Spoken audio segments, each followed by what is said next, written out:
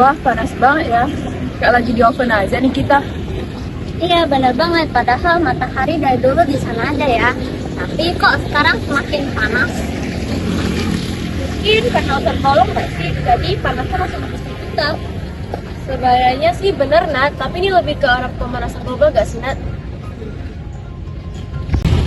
Dalam pelajaran fisika, kita tahu bahwa panas adalah energi yang berpindah karena perubahan suhu.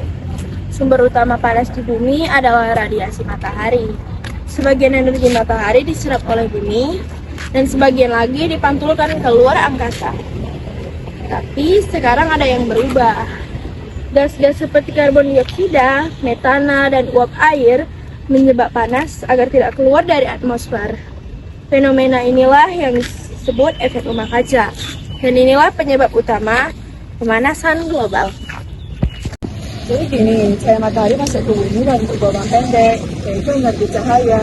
Bumi menyerapnya dan mengubahnya menjadi energi panas, yaitu gelombang panjang inframerah. Terus kenapa panasnya nggak keluar aja ke luar angkasa?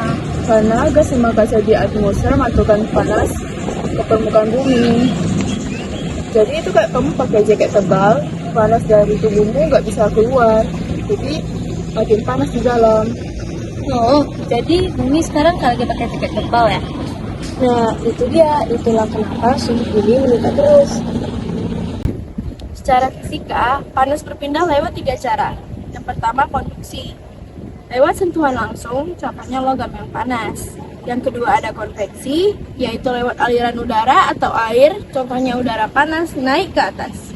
Yang ketiga ada radiasi, yaitu lewat gelombang elektromagnetik tanpa perantara, seperti panas dari matahari.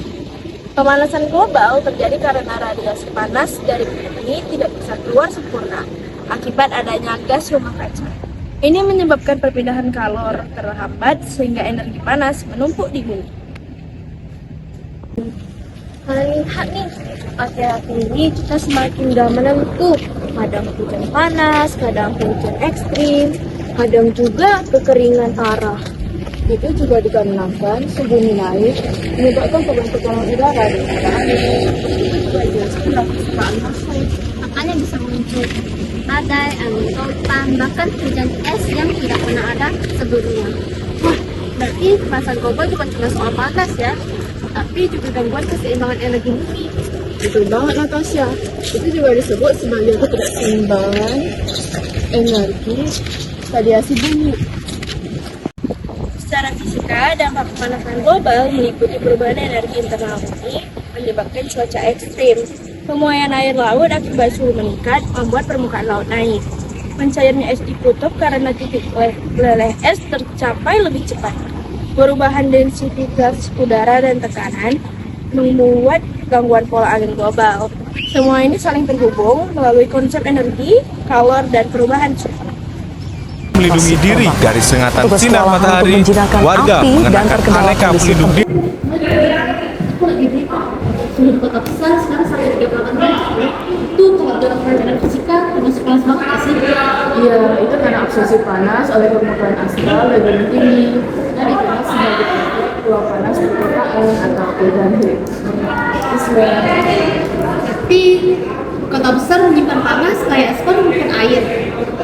Betul tuh, makanya kota jauh lebih panas dibanding desa dan itu juga memperburuk pemanasan global loh. Pemanasan global tidak hanya terjadi di luar sana, tetapi bisa kita rasakan setiap hari. Contohnya, aliran kulkas bekerja lebih keras, seperti mengonsumsi lebih banyak energi listrik. Tanaman lebih cepat kering karena suhu tinggi, dan tubuh manusia lebih mudah dehidrasi.